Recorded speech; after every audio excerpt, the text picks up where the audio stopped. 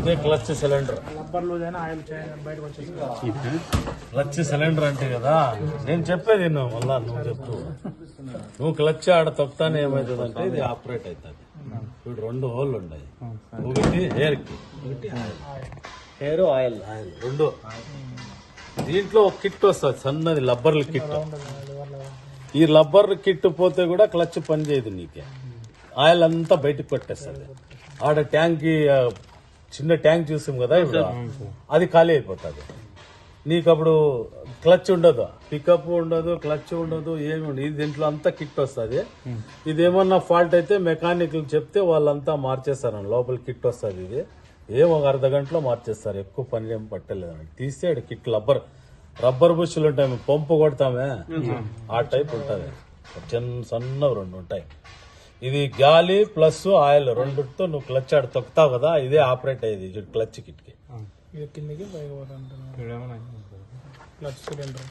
ఇది దీనికి ఏమంటారు క్లచ్. ఇది పగులుతో మూమెంట్ ఏమి ఉండలేదు. ఇది పగిలిపోయేది, లబ్బర్లు వెళ్ళిపోతాయి. లబ్బర్ వెళ్ళిపోయి ఇక్కడి నుంచి ఆయిల్ వచ్చేస్తుంది.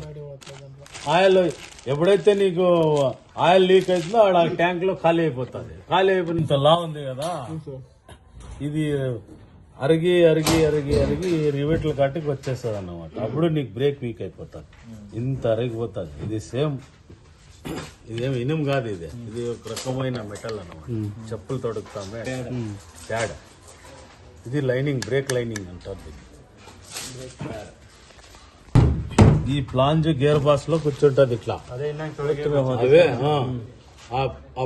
జాయింట్లు ఉంటాయి కదా పీపీ షాఫ్ట్ లో, దీనికి అంతా సంబంధం. ఆ 3 చెప్తాను కదా నేను.